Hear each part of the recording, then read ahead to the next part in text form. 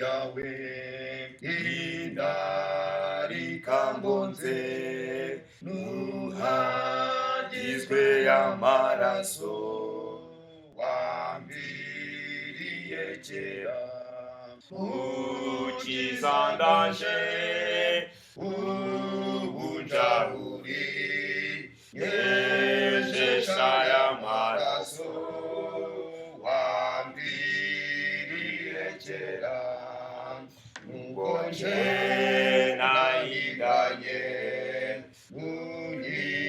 unyirengagize ahubwo mboneze rwose mbumweru wakade mukiza ndaje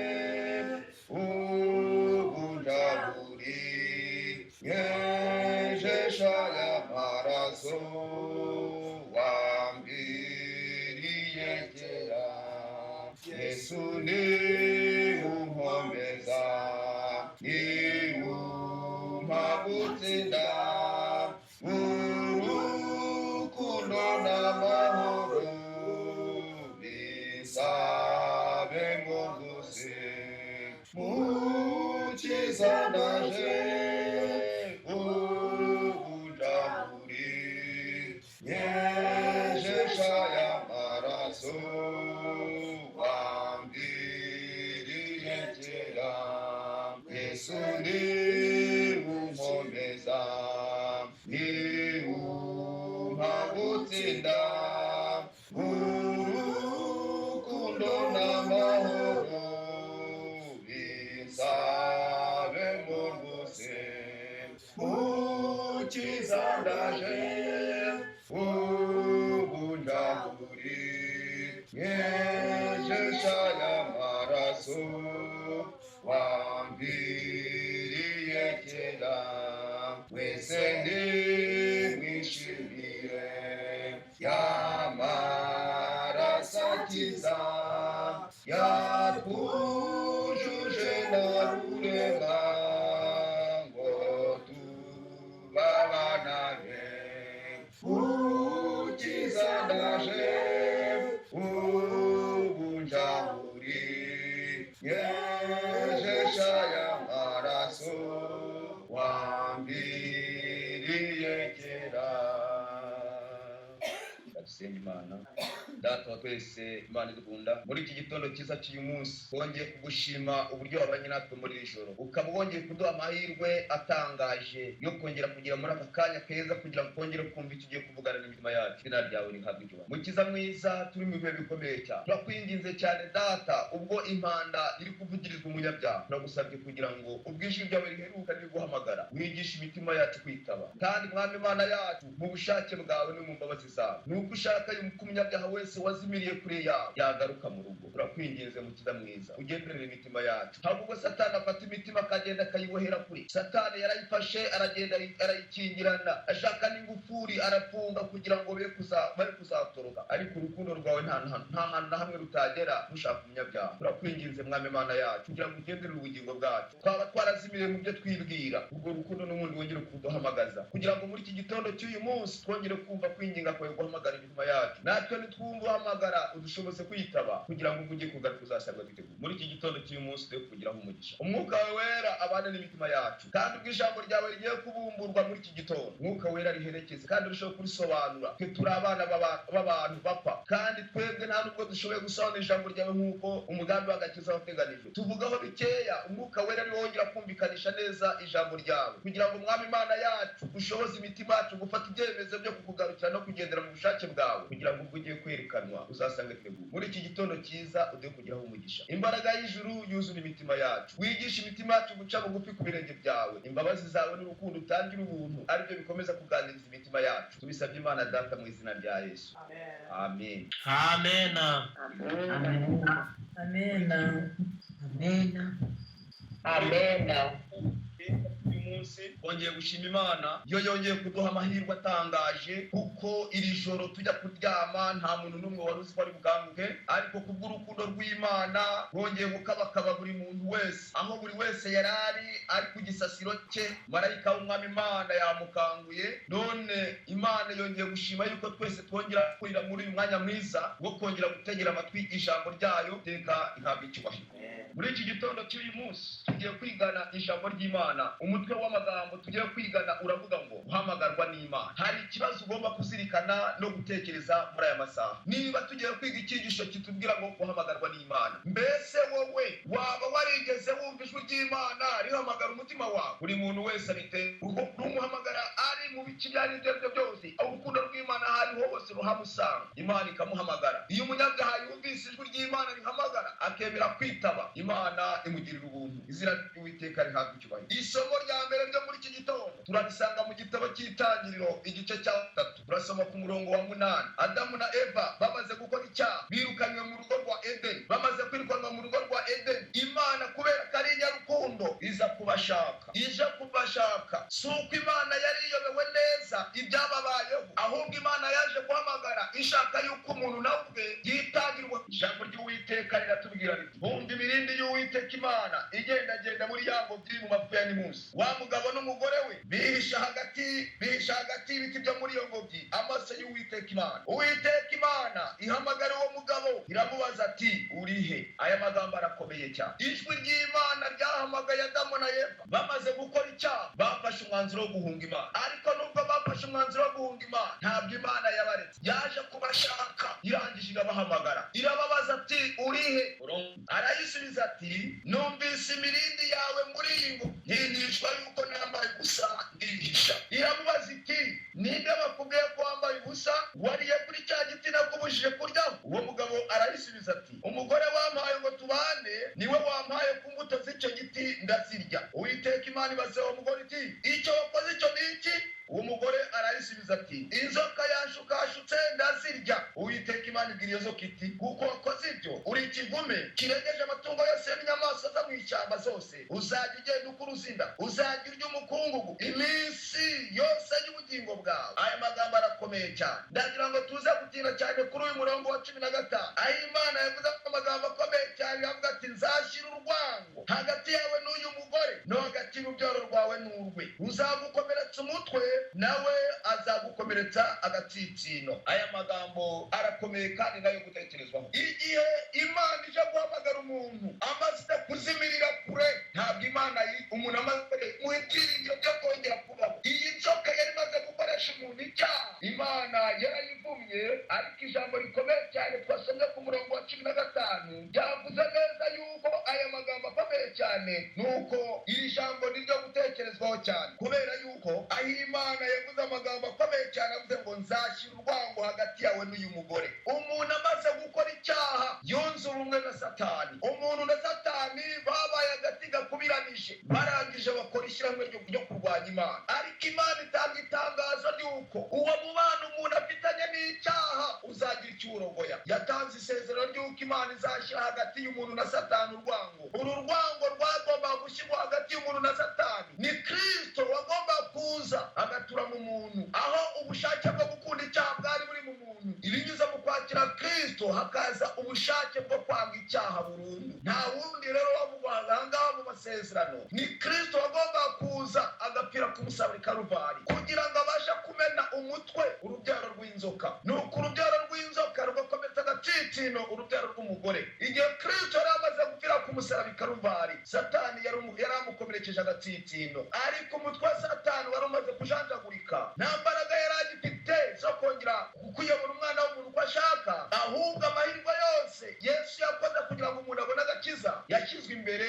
ya mwene muntu. Buri muntu wese rero muri iki gitondo ijwi ry'Imana ryongeye guhamagara, rihamagara ubugingo bw'umuntu uwo ari we wese, waba warazimiriye mu cyaha, aho hose waba warazimiriye, Yesu ari guhamagara ubugingo bwawe. Ndagira ngo rero tuze kubitekereza neza. Iyo dusomye isomo dusanga mu gitabo cya Yobu handitswe amagambo akomeye cyane. Mu gice cya 36 cya Yobu turasoma ku murongo waho wa 8, haranditswe ngo, kandi iyo baboheshejwe iminyururu, bafatishwa ingoyi z'umubabaro. Satani ikintu yakoze, yafashe umuntu aramuboha, arangije amushyira muri gereza ye, aba ingaruzwa mu heto ya Satani. Ariko nubwo byagenze bityo, Imana yakomeje gukurikirana umuntu, kandi iyo baboheshejwe iminyururu bagafatishwa ingoyi z'umubabaro, ibereka imirimo yabo n'ibicumuro byabo uko bagenje bibona, kandi izibura amatwi yabo ngo bumve ibyigisho, ikabihanangiriza kuva mu byaha. Nibayumvira bakayikorera, bazamara iminsi yabo baguwe neza, bazamara imyaka yabo mu byishimo, izina ry'Uwiteka rihabwa icyubahiro.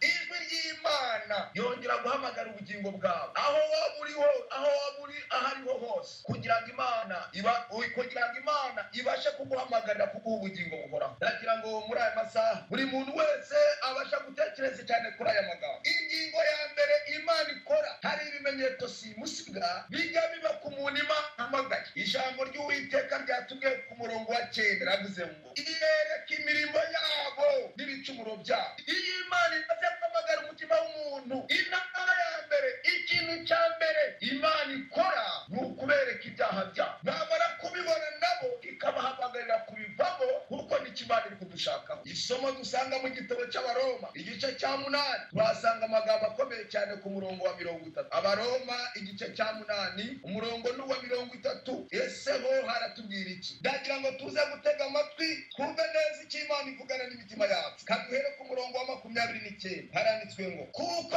abo yamenye kera yabatoranije kera gushushanywa n'ishusho y'umwana wayo, kugira ngo abe imfura muri bene se benshi. Umurongo wa 30, abo yatoranije kera yarabahamagaye, kandi abo yahamagaye yarabatsindishirije, n'abo yatsindishirije yabahaye ubwiza. Aha harimo amagambo akomeye cyane buri muntu wese agomba gutekereza. Mbere y'uko Imana ihamagara, irabanza igatoranya. Iyo Imana itoranya, nta muntu n'umwe wese umenya uwo Imana yatoranije, kuko gutoranya kuba mu mutima w'utoranya.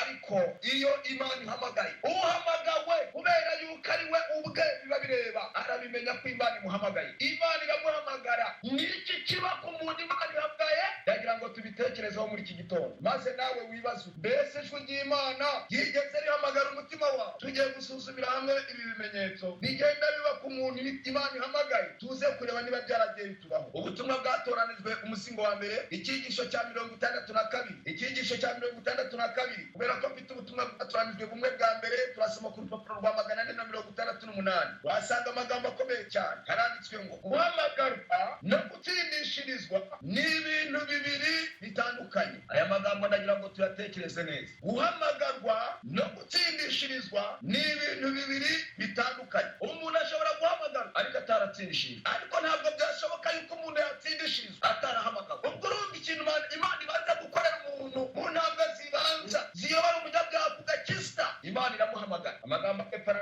guhamagarwa guturuka ku kurasha kwa Kristo agirira umunyabyaha, ari nawo murimo Umwuka Wera akorera mu mutima, akawutera kwemera icyaha, akanawurarikira kwihana. Aya magambo ndagira ngo tuyatekereze neza. Twumvise neza yuko guhamagarwa guturuka ku kurasha kwa Kristo agirira umunyabyaha, ari nawo murimo Umwuka Wera akorera mu mutima, akawutera kwemera icyaha, akanawurarikira kwihana. Soma amagambo ari hepfo muri icyo gitabo. Handitse amagambo avuze ngo intambwe ya mbere mu gusanga Kristo ni ingaruka yo kureshwa n'Umwuka Wera. Intambwe ya mbere mu gusanga Kristo ni ingaruka yo kureshwa n'Umwuka Wera w'Imana. Iyo umuntu yemeye uko kureshwa, atera intambwe ajya imbere ya Kristo kugira ngo abone impano yo kwihana. Hari igihe Umwuka Wera wongera kukureshya, urukundo rw'Imana rukakugenderera, rukurarikira gutandukana n'icyaha. Icya mbere ni ukubyemera. Ireshwa ntabwo ribaho umunsi umwe, ahubwo urukundo rw'Imana rukomeza kudukurikirana, rukwingingira kwihana, rukwingingira kuva mu byaha. Niyo mpamvu mu ntambwe zibanza ijambo ry'Uwiteka ravuze ngo intambwe ya mbere mu gusanga Kristo ni ingaruka yo kureshwa n'Umwuka Wera w'Imana. Iyo umuntu yemeye uko kureshwa, atera intambwe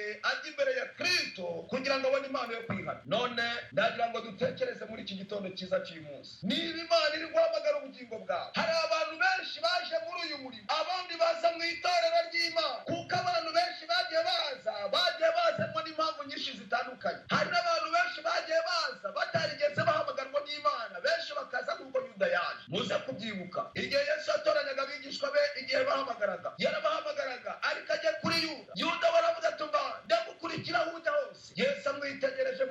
we aramubwira ati ingunzu zifite imyobo, ibiguruka mu kirere bifite ibyari, ariko umwana w'umuntu ntafite aho kurambika umusaya. Mu mutima wa Yuda nta mwanya Yesu yari afitemo. Ariko ndagira ngo muri iki gitondo cy'uyu munsi ndagira ngo tubitekereze neza. Iyo dutekereje cyane kuri aya magambo, hari abantu benshi baje mu itorero ry'Imana. Reka duhere ku bantu bagize amahirwe yo kuvukira mu itorero, bavutse bagasanga ababyeyi babo ari abakirisitu. Ariko nubwo bavutse bagasanga ababyeyi babo ari abakirisitu, mwibuke neza yuko buri munyabyaha wese avuka n'imbuto y'icyaha kandi akavuka atandukanye n'Imana. Hari abantu benshi rero bavukiye mu rugo rwa gikirisitu. Iyo umwana amaze gukura, igihe kiragera bakamubatiza, bamara kumubatiza akajya mu nshingano z'iby'idini. Ariko ikintu ushaka kukubwira gikomeye cyane, niba hari abantu babi bagwa mu kaga gakomeye cyane, abantu bagize amahirwe yo kuvukira mu itorero, iyo batagize amahirwe yo guhamagarwa na Yesu, baragenda bakazirira mu idini kugira ngo aba bantu bazabasha kwitaba guhamagara kw'Imana. Biragorana kubera ko ari bwo buzima baba baravukiyemo. Rero batangira kwiga iby'idini, bagatangira kwiga iby'Imana, kugeza ubwo ibyo babigira akamenyero, ariko nta sano namba bafitanye n'Imana. Uko Imana ihamagara umunyabyaha uwo ari we wese, niko Imana yongera guhamagara umuntu wazimiriye mu idini. Aya magambo ndagira ngo tuyatekerezeho. Hari n'abandi bagiye baza mu itorero batarahamagawe n'Imana. Hari abantu baje mu itorero kubw'akazi, iyo akazi kavuyeho cyangwa gahagaze, benshi babivamo cyangwa nabo bagasubika. Hari n'abandi baje mu itorero baje bakurikiye abagabo, iyo abagabo babo babivuyemo nabo babivamo. Ariko ndagira ngo babwize ukuri muri iki gitondo cy'uyu munsi, abantu baje mu itorero ry'Imana bahamagawe n'Imana, iyo kuko baje bakurikiye Yesu, niyo umugabo wabo yabivamo bo ntibabivamo, nubwo itorero ryabivamo bo ntibabivamo, kuko baje kubw'umuhamagaro w'Imana. Ndagira ngo muri iki gitondo cyiza cy'uyu munsi buri muntu wese yongera gusuzuma neza urufatiro rw'ubukristo bwe. Mbese waje ute? Wahamagawe n'Imana cyangwa warizanye? Waje ute? Ndagira ngo tubitekereze neza muri iki gitondo. Iyo dusoma isomo dusanga mu gitabo cy'urwambere rwa Samweli, tuza kubona mu mwana umwe bita Samweli. Mu rwambere rwa Samweli turabona amagambo akomeye cyane. Mu gice cyaho cya gatatu tuza kubona, muze kwibuka yuko uyu Samweli ari we wa mwana wa Elkana, wa wundi watuwe Uwiteka, bamuzanye ari agahinja, aho yasenze akavuga atumva umwana n'umugisha ukampa umwana w'umuhungu, nzamutura Uwiteka. Igihe yagiraga amahirwe yo kugendererwa n'Imana, abyaye uyu mwana, amaze kumubyara, amaze gucuka, amujyana mu rusengero, amutura Imana. Ikibazo, uyu mubyeyi yatuye uyu mwana Samweli yarahamagawe n'Imana. Tugitekereze neza. Nuko umunsi umwe Samweli yabaga mu rusengero. Ikintu cyantangaje namwe tuze kubatangaza, reka dusome amagambo turebe ahantu Samweli yabaga. Uwo mwana Samweli yakoreraga Uwiteka imbere ya Eli, kandi muri iyo minsi ijambo ry'Imana ryari ingume, nta kwerekwa kwari kweruye. Icyo gihe Eli yari atangiye guhuma, atakibona. Bukeye mu maryama ajya ku buriri bwe,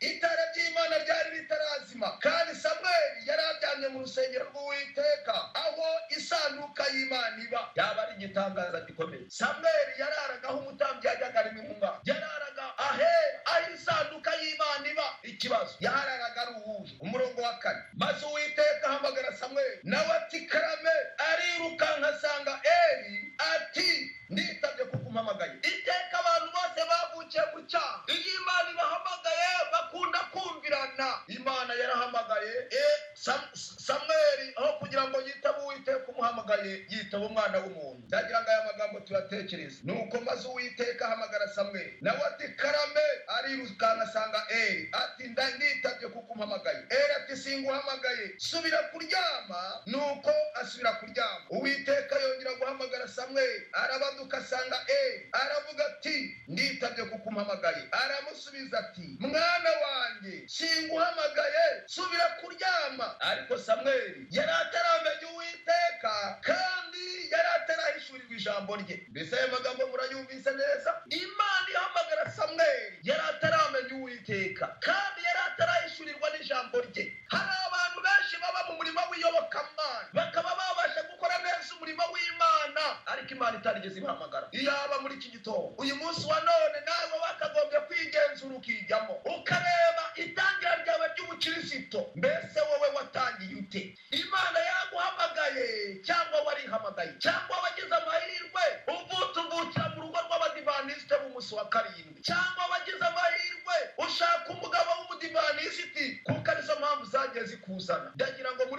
gitondo cy'uyu munsi bihe buri wese gutekereza. Niyo mpamvu uyu munsi ukeneye kongera guca bugufi imbere y'Imana kugira ngo wongere gusuzuma neza ubukristo bwawe. Mbese bwatangiye bute? Ni Imana yabutangije? Ibi ndagira ngo bitekereze neza. Ijambo ry'Uwiteka riratubwiye ati Samweli yari ataramenya Uwiteka kandi yari atarahishurirwa n'ijambo rye. Aya magambo arakomeye cyane. Nuko Eli abwira Samweli ati ariko Samweli ngo yari ataramenya Uwiteka kandi yari atarahishurirwa n'ijambo rye. Uwiteka ahamagara Samweli ubwa gatatu, arabaduka asanga Eli ati nditabye kuko umpamagaye. Maze Eli amenya ko ari Uwiteka uhamagaye uwo mwana. Reka mbabwise kuri bavandimwe, buri muntu wese akeneye kongera gutekereza cyane akibaza niba ijwi ry'Uwiteka ryahamagaye Samweli kandi rikamuhamagara amaze igihe kirekire cyane mu murimo w'iyobokamana. Wowe mu murimo umazemo igihe kirekire wumvise ijwi ry'Imana riguhamagara? Ndagira ngo tubitekereze neza kandi buri muntu wese yongere kubaza umutima we,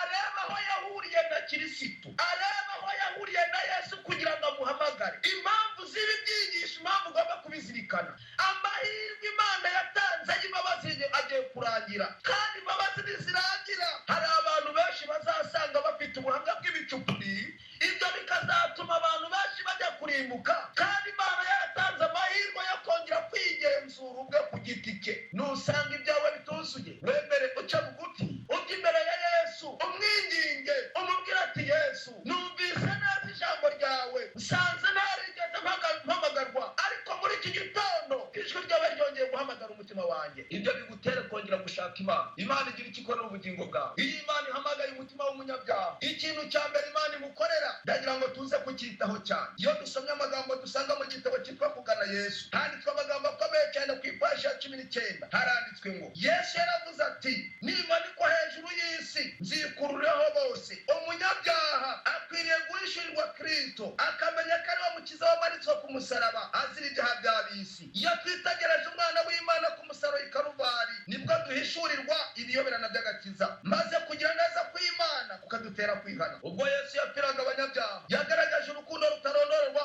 adukunze, kandi umunyabyaha utumbiriye urwo rukundo rudohora umutima we, rukamutera gutekereza, akabura uko yagumya kurwanya Yesu akitanga burundu. Habubwo ibibi by'abantu bibakoze isoni, bigatuma bareka ingeso zabo mbi zimwe, bataramenya ko ari Kristo ubareshya. Iteka iyo abantu bagerageza guhinduka ukundi babukuye ku mutima, haba hariho igitota imitima yabo kiyikangura, kikayitera guhinduka ukundi. Ibibi byo mu kubaho kwabo n'icyaha cya kamere cyo mu mutima byose barabishurirwa, bagatangira kugira icyo bumva cy'igitangaza cyo gukiranirwa kwa Yesu. Bakumirwa bati mbese urukundo rungana rutyo n'uwo mubabaro wose n'agashinyaguro kose ni ukugira ngo tuzakire urupfu, tuzabona ubugingo budashira. Icyakora umunyabyaha yashaka yabasha kwanga urwo rukundo ruhebuje, yabasha no kwanga kwegerezwa Yesu, ariko atanze yamwegerezwa. Yamara kumenya inama y'agakiza, bigatuma agera ku musaraba akihana ibyaha bye umwana w'Imana yasize. Izina ry'Uwiteka rishimwe.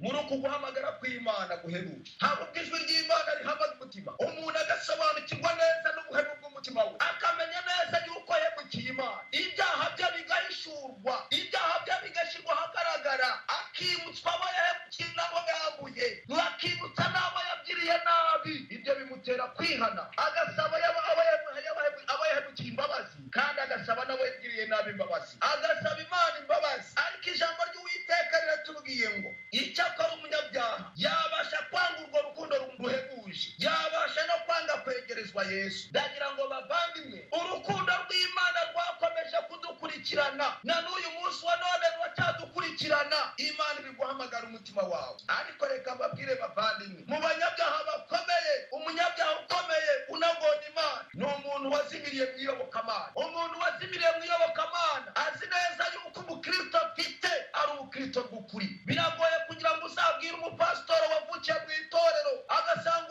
umuryango w'abari abakristo akavukira muri uwo muryango, yagira amahirwe yo gukura, yagira imyaka 12 bakamubatiza, yarangiza agahita ajya mu cyiciro cya njiya akagikuriramo muri ubwo buryo kugeza ubwo azagera ku rwego rwo kuba pasitoro. None ikibazo gikomeye cyane, uramutse uri muri uwo mwanya muri iki gitondo ugasanga neza yuko warabaye mu gihe kirekire mu nshingano z'idini, ariko Imana itarigeze ihamagara umutima wawe, mbese wakwemera guca bugufi bavandimwe, buri muntu wese yongere gutekereza ku mahirwe Imana yatanze. Reka mbabwire amagambo akomeye cyane tugiye gusanga mu gitabo cy'umugenzi, umuzingo wa mbere ku ipaje y'122 mu cyigisho kivuga ngo nta bwenge na nizera buhoro. Aha turahabona umugabo bita nta bwenge. Ubwo abagenzi bagendaga bajya mu gihugu cyo mu ijuru, baje guhura n'uyu mugabo bita nta bwenge. Ibya nta bwenge biratangaje cyane. Reka mwumve uburyo abantu bajya bakunda kuzimirira mu iyobokamana nibataba imbaraga y'Imana no kwemera korohera mwuka wera kugira ngo twemere guca bugufi twigire ku birenge by'umukiza. Ndabizi hari abantu benshi bazarimbuka, kandi kuribuka kwabo si uko bazaba batarigeze bumva Imana ibahamagara, ahubwo Imana izaba yarabahamagaye benshi bakaninira. Hari abo Imana ihamagara ikabahishurira ibyaha byabo, benshi bakarwanya iyo mbaraga nk'igishaka kubarimbuza. Reka twumve icyo ijambo ry'Imana ritubwira. Ndasinzira ndongera ndota mbona ba bagenzi bamanuka ya misozi baca mu nzira ijya mu rurembo rwo mu ijuru. Hasi y'iyo misozi ibumoso bw'inzira yaho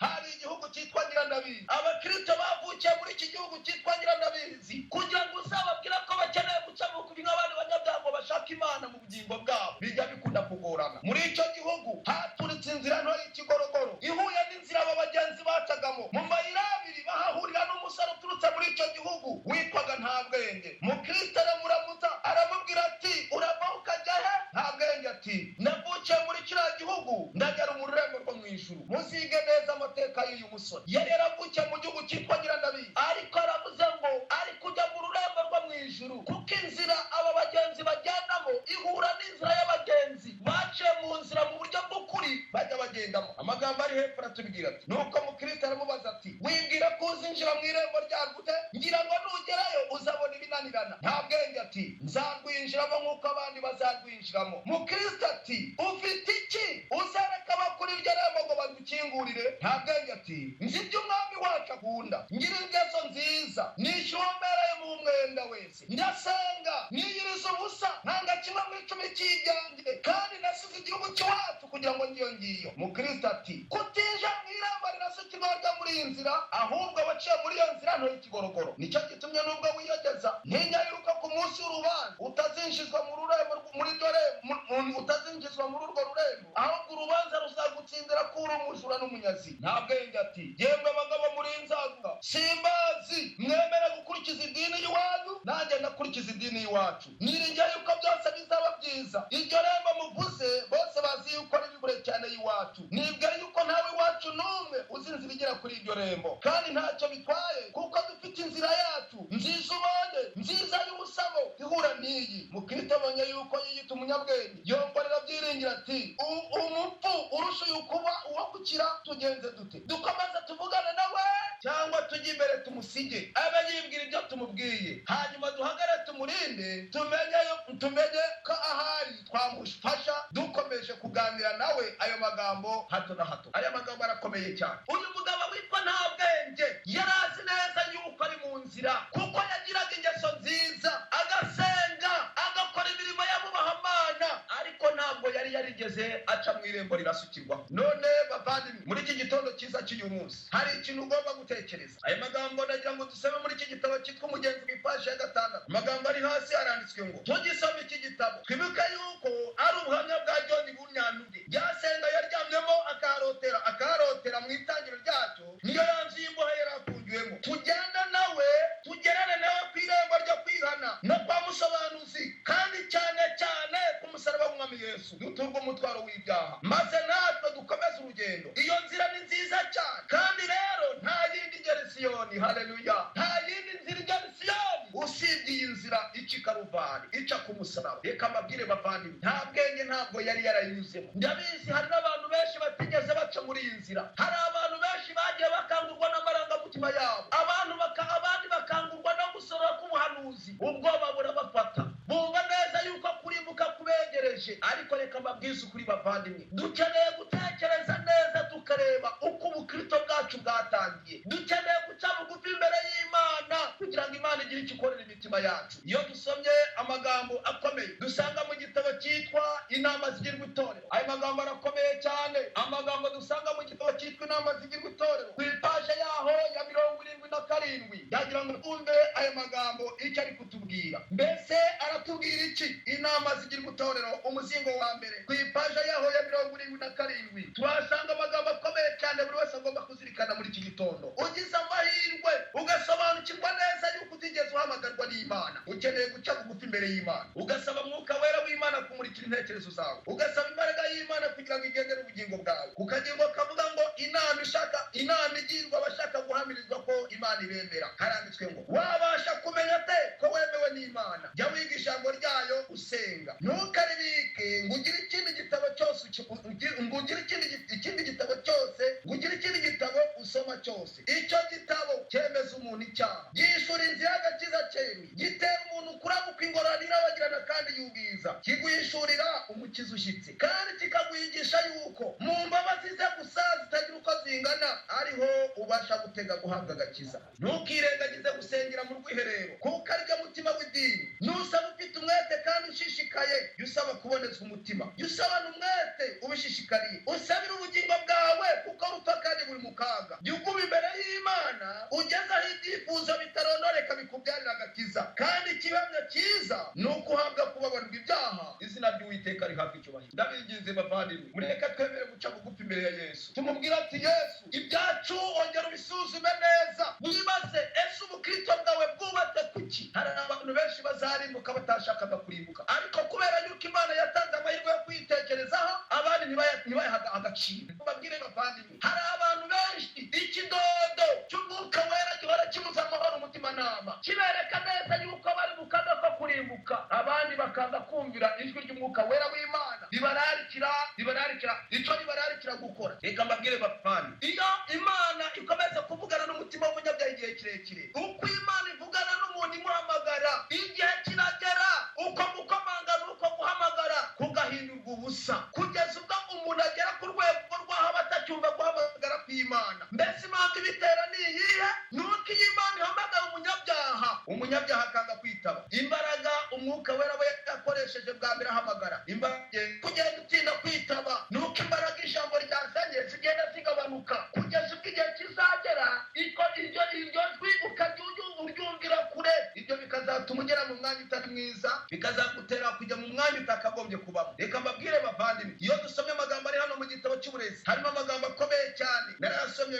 mpinda umushyitsi ku ipaje y'148, aho umuja w'Imana Ellen White yavuze amagambo akomeye cyane. Yaravuze ngo itegeko ry'Imana riciraho iteka inkozi z'ibibi aho ziva zikagera. Umuntu ashobora gukerensa no kugerageza kwirengagiza ijwi ryayo. Hari abantu benshi Umwuka Wera agenderera, Imana igahamagara imitima y'abantu benshi bagakomeza gukerensa uku guhamagara. Reka wumve amaherezo yabo. Itegeko ry'Imana riciraho iteka inkozi z'ibibi aho ziva zikagera. Umuntu ashobora gukerensa no kugerageza kwirengagiza ijwi ryayo, ariko abagorwa n'ubusa. Iryo jwi riramukurikirana rigakomeza kumvikana rimubuza amahoro. Iyo umuntu atumviye iryo jwi riramuherekeza kugeza ubwo azagera mu mva. Mu gihe cy'urubanza rizamushinja, maze amaherezo umuriro ukaze ukazakongora umubiri we n'ubugingo bwe. None bavandimwe, hari icyo ugomba kuzirikana muri iki gitondo. Mbese ntabwo ujya wumva ijwi ry'Imana rivugana n'umutima wawe, Imana ikaba iri guhamagara ubugingo bwawe. Iyo rero Imana imaze guhamagara ubugingo bwawe, hari ikintu umuntu agomba gutekereza. Iyo dusomye isomo dusanga mu gitabo cya Yobu, tuhasanga amagambo akomeye cyane buri wese agomba kuzirikana. Iyo Imana ihamagaye ubugingo bw'umuntu, ikintu cya mbere kibaho ni uko umuntu ahishurirwa ibyaha bye. Iyo amaze guhishurirwa ibyaha bye,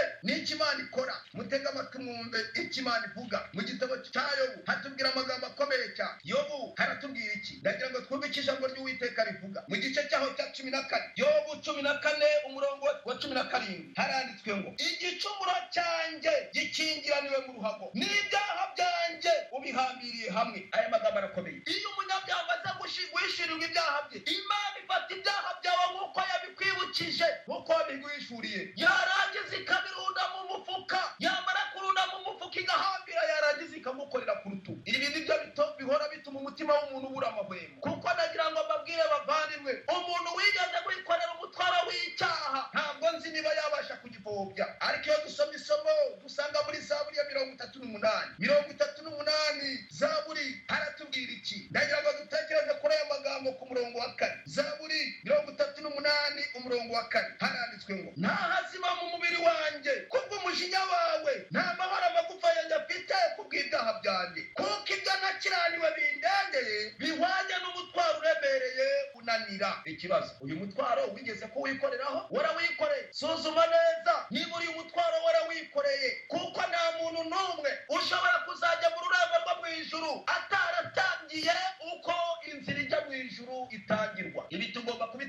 kwitwara neza, buri wese akagenzura neza ibijyanye n'ubuhamya bwe n'imibereho ye. Ijambo ry'Uwiteka riravuze ngo nta hazima mu mubiri wanjye, kubw'umujinya wawe nta mahoro amagufa yanjye afite, kubw'ibyaha byanjye, kuko ibyo nakiraniwe bindengeye bihwanye n'umuba uremereye unanira. Aya magambo ndagira ngo tuyatekerezeho neza, kuko iyo umwuka wera agendaniye umutima w'umunyabyaha, icya mbere kibaho uyu muntu afatwa n'ubwoba. Impamvu afatwa n'ubwoba ni uko yumva neza yuko ukurimbuka kumwegereye cyane. None bimeze bite? Isomo dusanga mu Gutegeka kwa kabiri 68:28 umurongo wa 68. Gutegeka kwa kabiri 28 umurongo wa 68. Mbese haratubwira iki? Reka twumve icyo ijambo ry'Uwiteka ritubwira. Haranditswe ngo 68. Reka duhere ku murongo katwumve icyo ijambo ry'Imana rivuga aha ngaha. Ku murongo wa 65 haranditswe ngo kandi muri ayo mahanga nta mahoro uzabona, ntuzabona aho uruhurira ibirenge byawe, ariko Uwiteka azaguherayo umutima uhinda umushyitsi n'amaso aremba n'umutima wonze. Uzashidikanya ubugingo bwawe, uzahora utinya ku manywa na nijoro, ntuzagira ikikwiringiza ubugingo bwawe. Buzacya ugira uti iyo bwira, buzagoroba ugira uti iyo bucya, ubitewe n'ubwoba bwo mu mutima wawe bugutinyisha n'ibyo amaso yawe azibonera. Aya magambo arakomeye cyane. Iyo mwuka wera w'Imana amaze kugenderera umutima, uwo mutima w'umuntu ubuzwa amahwemo, ubura amahoro. Kubura amahoro k'uyu muntu niko kugutera ukamenya neza yuko ukeneye kwakira Yesu mu mutima wawe. Uyu munsi wa none muri iki gitondo ukeneye kwibaza niba Imana yarahamagaye ubugingo bwawe. Mbese guhamagara kw'Imana kwigeze kukugeraho, nuko ijwi ry'Imana rikakubuza amahwemo. Iyo umwuka wera w'Imana agendereye imitima yacu, umuntu ahishurirwa ibyaha bye, kuko ari ikintu gikomeye cyane. Iyo dusomye amagambo dusanga mu gitabo cyitwa Ibyakozwe n'Intumwa, Ibyakozwe n'Intumwa ku ipaje yaho ya 36, ndagira ngo tuhasome amagambo akomeye cyane, kandi buri muntu wese muri iki gitondo yongera gutekereza cyane. Turasoma ku ipaje ya 36 handitswe amagambo akomeye cyane. Haravuze ngo umurimo w'Umwuka Muziranenge usobanurwa neza mu magambo ya Kristo avuga ati ubwo azaza azatsinda ab'isi, abemeza iby'icyaha nibo bemeza umuntu icyaha. Iyo umunyabyaha yemera imbaraga y'Umwuka Muziranenge ashobozwa kwihana kandi akangurirwa umumaro wo kumvira iby'Imana ishaka. Ko umunyabyaha wicuza afite inzira n'inyota byo gukiranuka, Mwuka Muziranenge amuhishurira umwana w'intama w'Imana ukuraho ibyaha by'abari mu isi. Kristo yaravuze ati kuko azenda ku byanjye akabibabwira, niwe uzabigisha byose, abibutsa ibyo nababwiye byose. Aya magambo arakomeye bavandimwe, ndagira ngo dutekere. None muvandimwe nshuti y'Imana, niba Yesu ari guhamagara umutima wawe uyu munsi, akaba ahagaze ariho yinginga, ariho akomanga, mbese ntabwo wakwemera guca bugufi umaze guhishurirwa ibyaha byawe. Ndagira ngo mubitekereze neza. Aya magambo buri wese agomba kuyazirikana cyane, amagambo akomeye cyane twaje gusoma mu gitabo cyitwa Kugana Yesu. Aya magambo ndagira ngo twongere kuyatekereza neza. Ari ku ipaje yaho ya 19 ndetse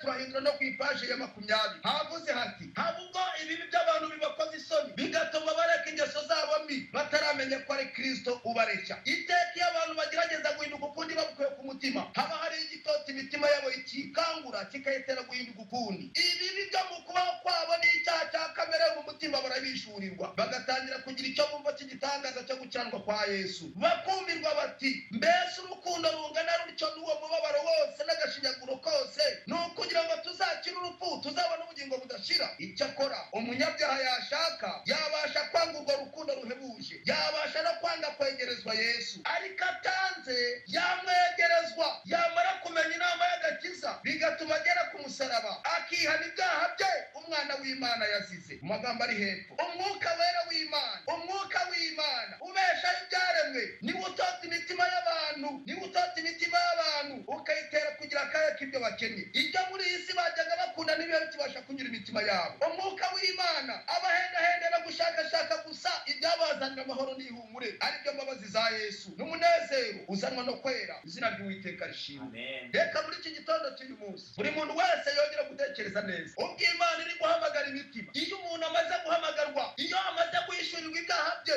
ikintu cya mbere ahita akora, atangira ibihe byo gusenga. Yubaka igicaniro agatangira gusenga Imana, agatangira gushakira Imana mu masengesho kugira ngo Imana ibasha kumugirira neza. Reka mbabwize ukuri bavandimwe, nta muntu wababarirwa ibyaha adafite ibihe byo gusenga. Ndagira ngo uko tuzakomeza kwiga ibyigisho uko bizagenda bizamuka, ndagira ngo mbinginge wowe muri iki gitondo wategeye amatwi iri jambo, tangira uyu munsi munsi ufata ibihe byo gusenga winginga Imana, kubera yuko Imana uyu munsi iri guhamagara ubugingo bwa buri wese ukeneye kwakira agakiza. Nta muntu n'umwe Imana yigeze iremera kurimbuka. Uzarimbuka wese azaba yizize, kuko ibyangombwa byose byasabwaga n'Imana kugira ngo umunyabyaha abone agakiza Imana yarabitanze. None niba uyu munsi wa none, niba hari icyo Mwuka Wera yavuganye n'umutima wawe, hakaba hari ibyaha, hakaba imibereho yawe, ukaba utarigeze uca mu nzira irabisukirwaho, ukaba utarigeze wumva ijwi ry'Imana rihamagara umutima wawe, uyu munsi wa none Imana yongera guhamagara ubugingo bwawe. Intambwe ya mbere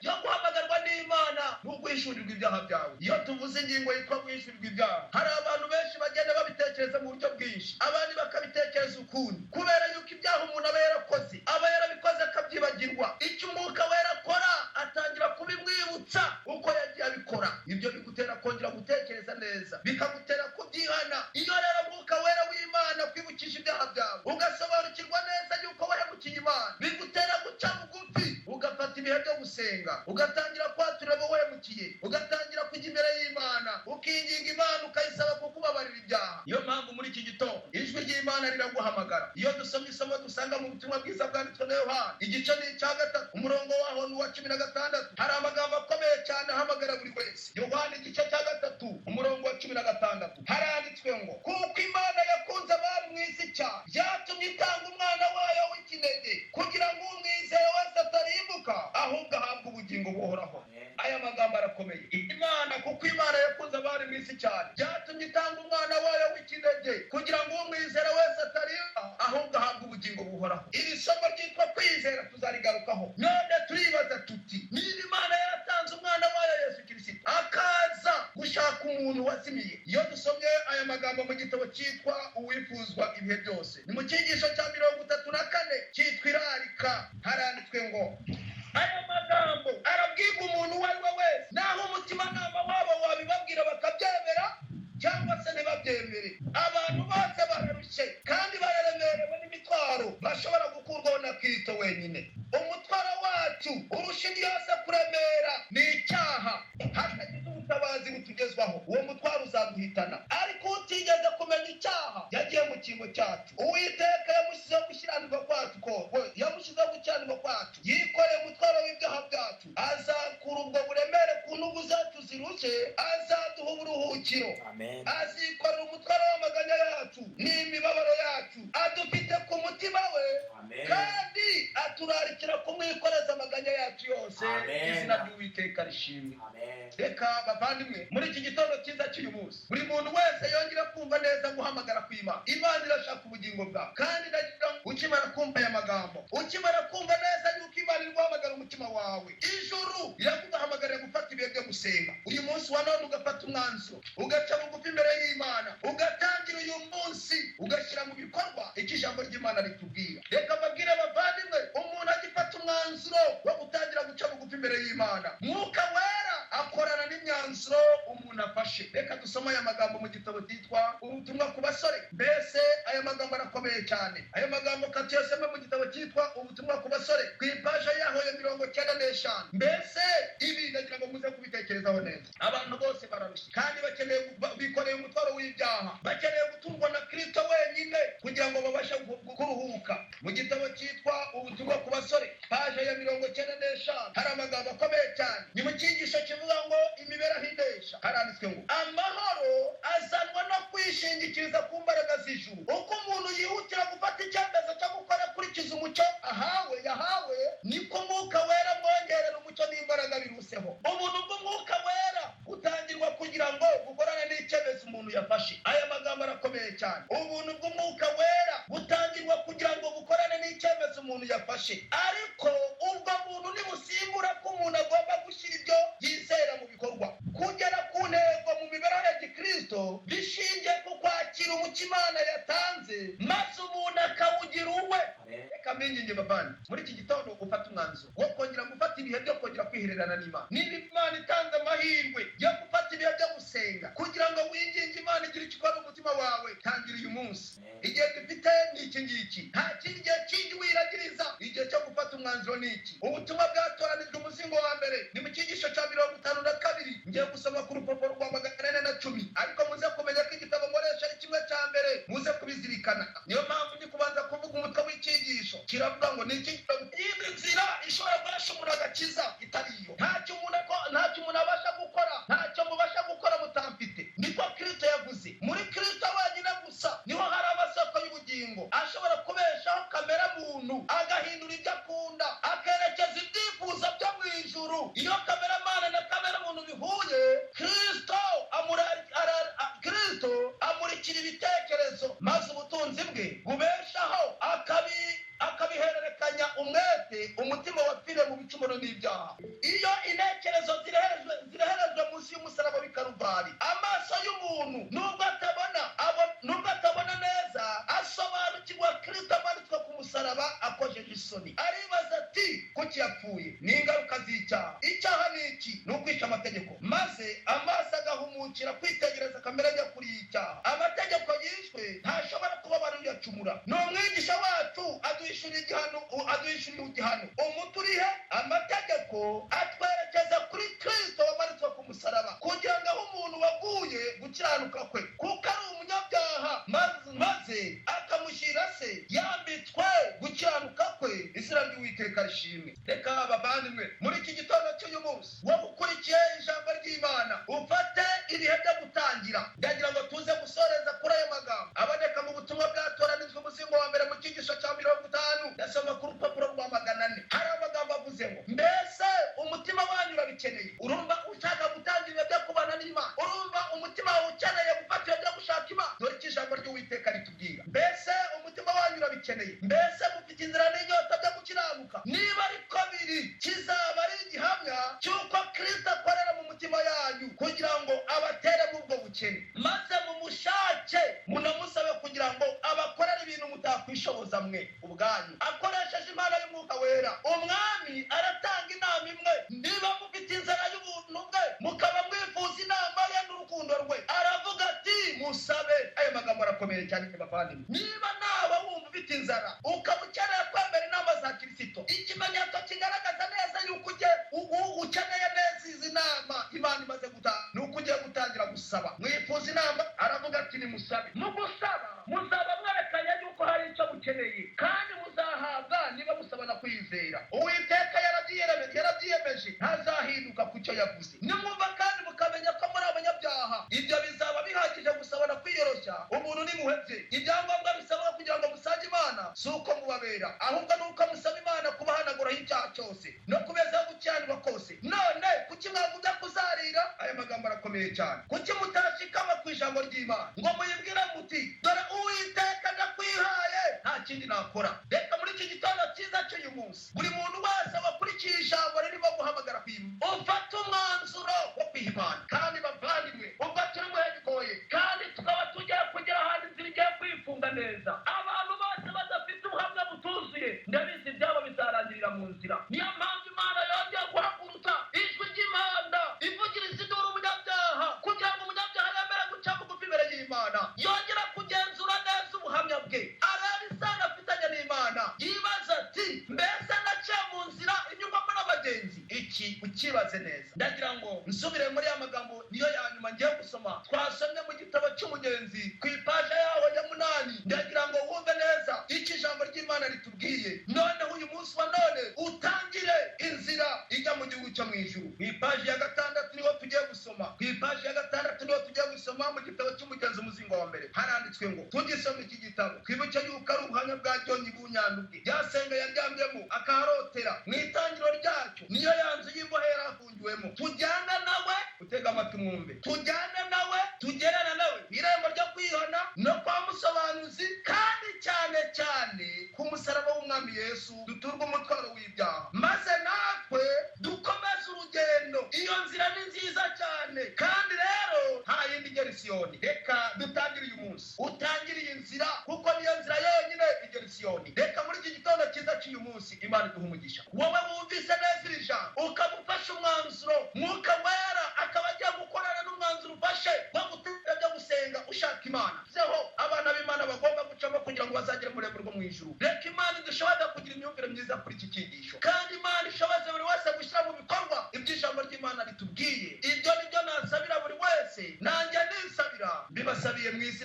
Yesu. Amen.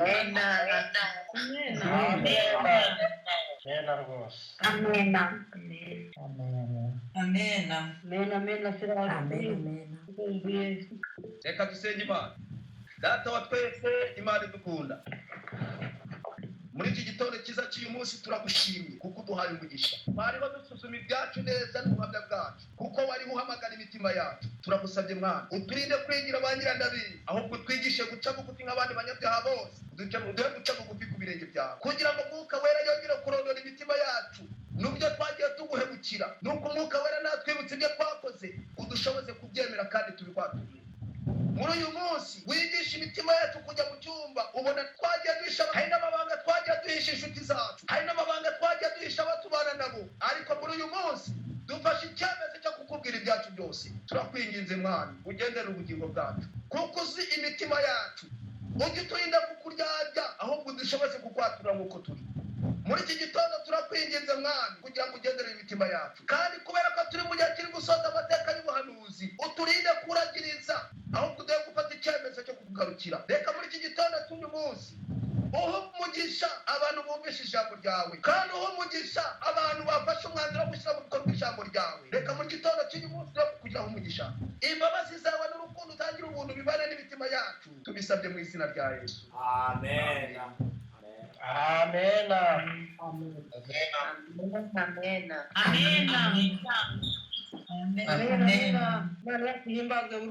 Amen.